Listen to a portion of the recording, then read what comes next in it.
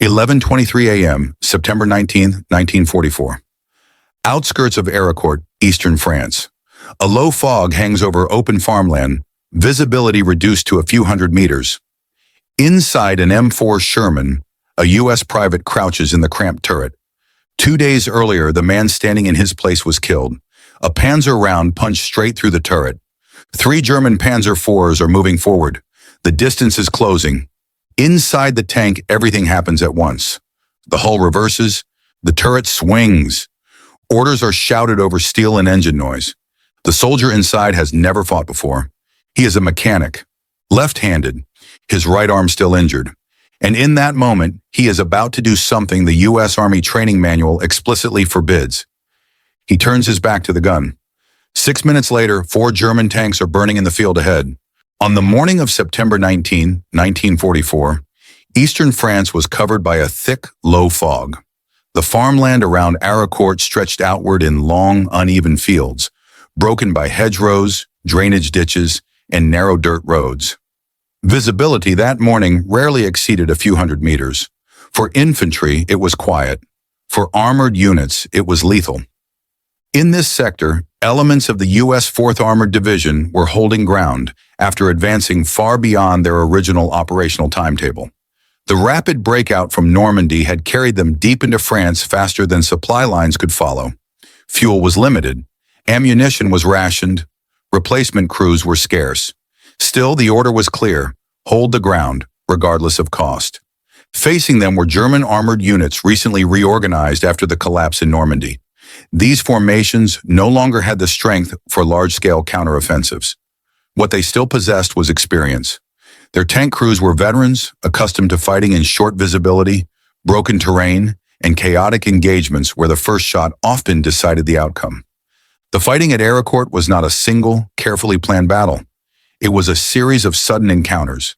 Tank crews collided with one another at close range, often with no warning, in conditions where hesitation was fatal. The M4 Sherman was never designed for this kind of fight. When it entered production in 1941, its role was clearly defined. It was meant to support infantry, break through defensive positions, advance rapidly, and be easy to manufacture and repair. This reflected American industrial doctrine: reliability, speed of production, and numerical superiority. Between 1942 and 1945, the United States produced nearly 49,000 Sherman tanks. No other tank of the Second World War was built in such numbers. But numbers did not guarantee dominance in every engagement. The Sherman's primary armament during this period was the 75mm M3 gun. At roughly 500 meters, it could penetrate around 3 inches of armor. That was sufficient against early war Panzer III tanks. Against late-model Panzer IVs, frontal penetration became unreliable. Against Panthers and Tigers, it was largely ineffective unless the shot struck the flank or rear. American commanders understood this. Armored officers understood it. Sherman crews understood it better than anyone, because they were the ones inside the turret when the first German round came in. U.S. armored doctrine did not expect Shermans to fight one-on-one. The theory relied on numbers and maneuver. Multiple Shermans would overwhelm a single German tank by flanking it and concentrating fire. On maps and planning tables, the math worked. On the battlefield, it often meant exposing several Shermans before a single favorable angle could be achieved. By the summer of 1944, tank crews had a name for it. They called it the death ratio. In France, destroying one German tank often cost 4 or 5 Shermans. These figures were not printed in newspapers. They were learned on the roadside, beside burned-out hulls, torn turrets, and crews that never returned. Inside a Sherman turret, the loader stood on the right side of the gun. It was the most dangerous position in the vehicle. Next to him was the ready rack, holding roughly 20 rounds of ammunition. When an enemy shell penetrated the turret, ignition of this ammunition was often what caused the tank to brew up, erupting into flame within seconds. Unofficial statistics from armored units suggested a grim reality. The loader was usually the first to die when a turret was hit. There was rarely time to escape. There was rarely anything left to recover. Because of that, loading speed was not simply a technical measure. It was a matter of survival. At Fort Knox, U.S. Army training standards defined a competent Sherman loader as one who could load a round in 4 to 5 seconds. The procedure was rigid. Face the breech, grip the round with both hands, align it visually, ram it home, then step clear of the recoil path. On a training range with the tank stationary and no one shooting back, the method worked. Combat was different. The Sherman lacked gun stabilization. When the tank moved across uneven ground, the gun bounced. The breech did not stay still. The loader had to time his movements, maintain balance, and handle a 38-pound shell inside a shaking steel compartment. A slip of the hand, a collision with the gunner. A single wasted second. In a tank duel, that second could decide everything. Private Walter Kowalsski was not trained as a tanker. He was a mechanic. Before arriving at the front, he had loaded exactly 4 training rounds in his life. 2 days before Arracourt, the tank's original loader was killed. A Panzer round punched through the turret. There was no replacement available. No reserve crewman waiting in the rear. Walter took the position because there was no alternative. He was left-handed. In training, this was not considered a problem. Left-handed soldiers were taught to load the gun the same way as right-handed ones. That was the rule. On a calm range, the rule held. Inside a cramped turret, under fire, it began to kill people. Each time Walter turned according to regulation, his left elbow struck the gunner or the traverse mechanism. Each impact slowed the cycle. Each delay shortened the distance between his tank and the enemy. The fighting at Arracourt never became as famous as Ville or Bocage. There was no lone tiger destroying dozens of tanks in minutes. Instead, there was something worse. Repetition. Crews fought multiple engagements a day. Fog concealed movement. German tanks appeared without warning, fired, disappeared, and returned from new angles. In the first 2 days, the 4th Armored Division lost 18 Shermans. Many were destroyed before firing a third shot. After-action reports noted loaders killed while struggling with the breach, not because they lacked courage, not because they froze, but because they were trying to follow procedures written for a different war. On the morning of September 19th, 3 Panzer IVs emerged from the fog at roughly 800 meters, closing steadily. Inside Walter's Sherman, everything moved at once. The driver reversed, the turret traversed. The commander shouted bearings. The gunner waited. Walter lifted a 75mm shell. His right arm still burned from injury. Oil and sweat made the casing slick. He turned as he had been taught, and collided again.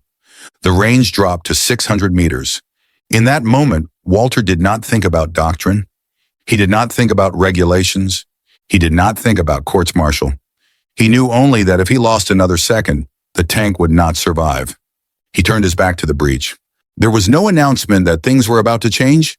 No order was issued. No officer stood up and declared a new way of fighting.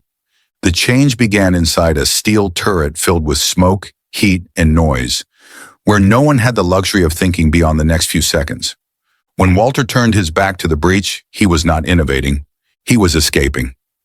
His left hand searched for the rim of the hot steel breech ring. He did not look. He did not align the shell by sight. He worked by touch alone. The nose of the round entered the chamber in a way no training manual had ever described. The breech slammed shut. The gunner fired. No one spoke. No one reacted. There was no time. The Panzer IV ahead was still moving.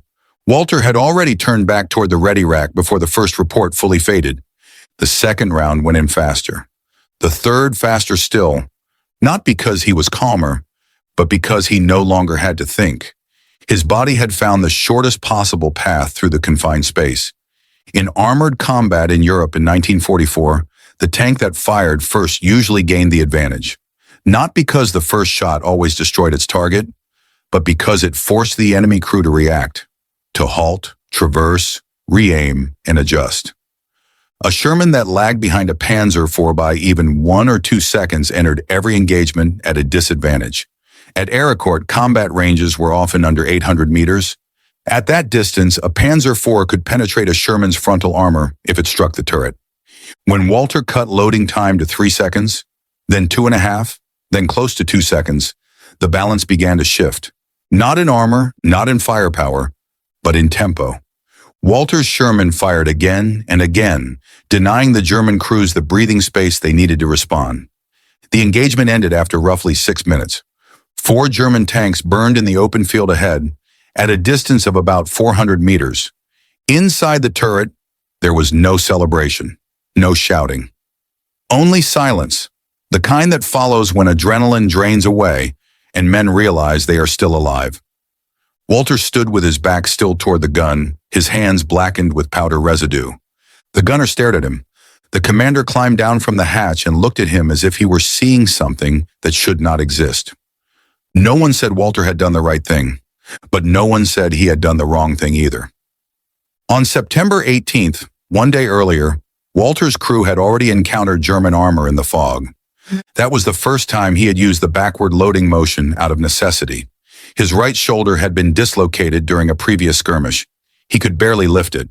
The result, 9 rounds fired in a short engagement, 2 Panzer IVs destroyed, 1 enemy tank disengaged. At the time, it was dismissed as luck. On September 19th, it happened again. When a dangerous outcome repeats itself, the military stops calling it coincidence. Sergeant Raymond Miller, the tank commander, understood exactly what he was facing. According to regulations, Walter's actions violated every prescribed loading procedure in TM 9-731A. Reporting it could mean a court-martial for Walter and disciplinary action for Miller. But Miller had seen enough burned Shermans to understand something else. Manuals do not sit inside turrets when rounds start coming in.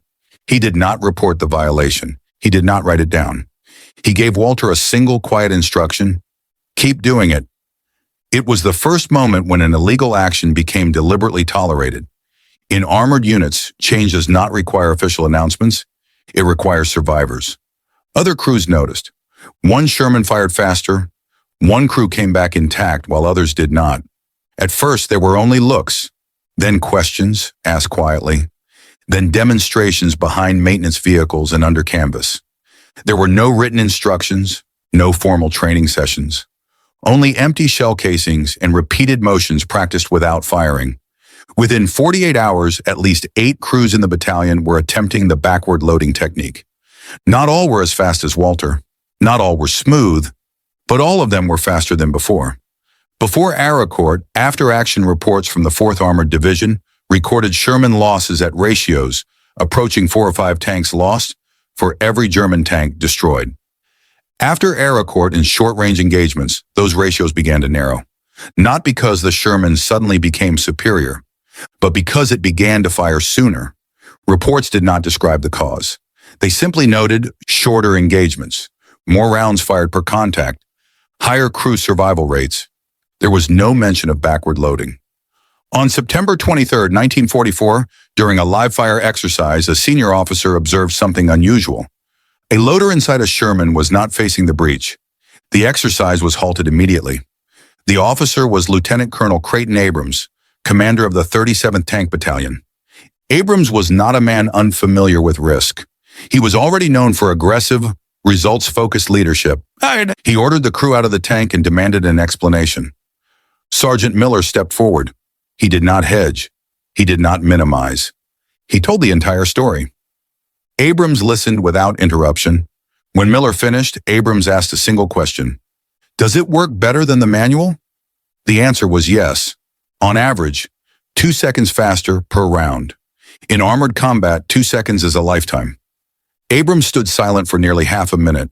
Around him, tank crews waited, unsure whether discipline or dismissal was coming. Then Abrams made his decision. Not up the chain of command, not after consultation, but on the spot.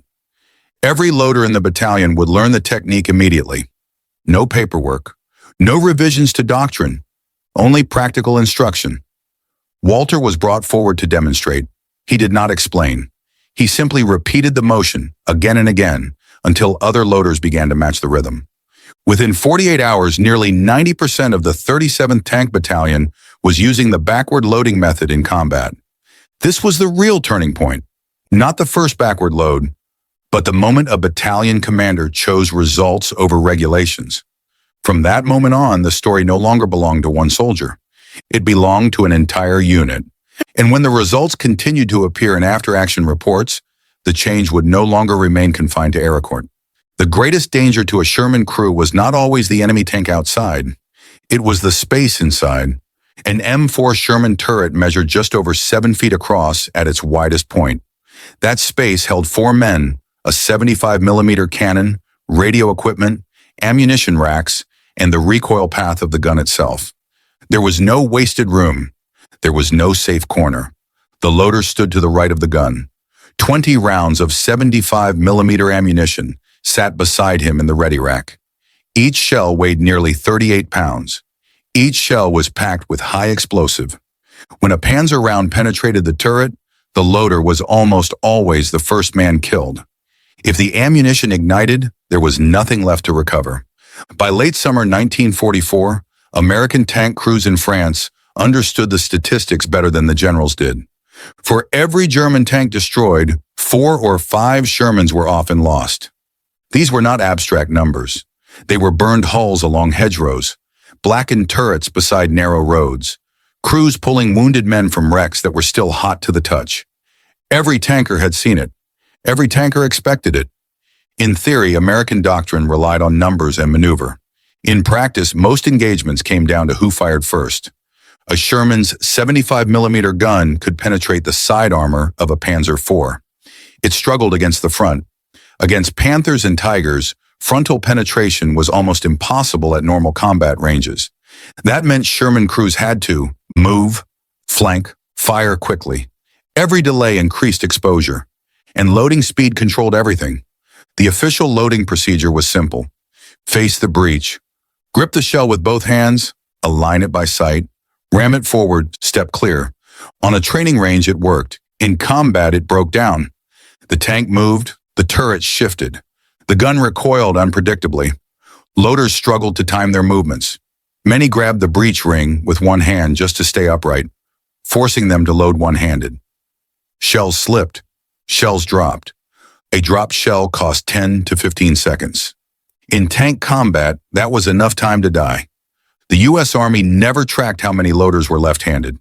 Estimates suggest roughly 3,000 in 3rd Army alone. They were trained exactly the same way as everyone else. If you were left-handed, you learned to load right-handed. On paper, that was acceptable. Inside a moving turret, it was lethal. Left-handed loaders averaged 5 to 6 seconds per round, compared to 4 for right-handed men. Those extra seconds added up. After-action reports from September 1944 described loaders killed while struggling to seat a shell. Others dropped rounds under fire. Some never fired a 3rd shot. Walter's backward loading technique solved problems the manual never addressed, not by making the job safer, but by making it possible. When Walter turned his back to the gun, his body aligned parallel to the cannon. His elbows no longer struck the gunner. His movement shortened. He was no longer pushing weight with extended arms. He was driving it with bent elbows and body mass. The motion became compact, violent, efficient. It required no visual alignment. Only touch and repetition. Under fire, that mattered more than precision. The backward method violated every safety principle written into the manual. Loaders were taught to see the breech to avoid misalignment. A misaligned shell could jam the mechanism. A jammed gun in combat meant a dead crew. These rules existed for real reasons. In North Africa, documented breech failures had killed entire crews. Sergeant Miller knew this. Every time Walter turned his back to the gun, Miller accepted that risk. But he also understood the alternative. A slow loader was a dead loader. As the backward method spread, something changed inside the crews. Not confidence, control. Loaders no longer fought the turret. They moved with it. Gunners noticed smoother coordination. Commanders noticed fewer pauses. Drivers noticed their tanks staying alive longer. No one said it out loud, but crews began to feel something they had lacked for months. Time. Arracourt was not a single battle. It was days of fragmented clashes and low visibility. Fog erased long-range advantages. Panthers and Tigers lost much of their reach. Engagements collapsed into sudden, close-range encounters. In those conditions, speed mattered more than armor. Shermans that fired faster survived more often. Not always, but often enough. By the end of September, the evidence was no longer anecdotal. Battalions using the backward loading technique reported shorter engagements, higher rates of return, more rounds fired per contact. No one officially attributed the improvement to loading speed, but commanders noticed which crews came back, and crews noticed which commanders allowed the technique. For the men inside the turrets, the backward method did not make combat safer. It made it survivable. The turret was still loud, still hot, still filled with smoke and fear. But now, when the command came to fire, the gun did not wait. And in armored warfare, that difference meant everything. By early October 1944, what had begun as a desperate improvisation inside a single Sherman had become something else entirely. It had become practice. The Third Army fielded 11 armored divisions.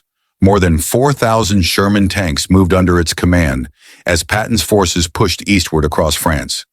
When after-action reports from the 4th Armored Division reached higher headquarters, they did not describe a miracle.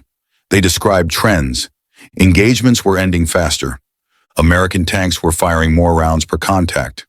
Crew survival rates were improving. There was no reference to a change in doctrine, no technical bulletin, no revised field manual. But General George S. Patton noticed the numbers, and Patton cared about only two things: speed, results. On October 7, 1944, Patton visited 4th Armored Division headquarters. He did not ask for explanations. He asked for demonstrations. Walter was ordered to load. Patton timed him personally, 3 seconds, then less, then under 3 again. Patton did not debate safety protocols. He did not request written justification. He issued an order. Every tank battalion in 3rd Army would adopt the method immediately. Any commander who refused would be relieved. Any officer who court-martialed a loader for using it would answer directly to him. In less than 2 weeks, the backward loading method spread across the entire Army. Between October and December 1944, 3rd Army's tank kill ratio shifted dramatically. From losses approaching 3.2 Shermans per German tank destroyed, the ratio fell to approximately 1.4 to 1. Crew survival rates increased by an estimated 18%.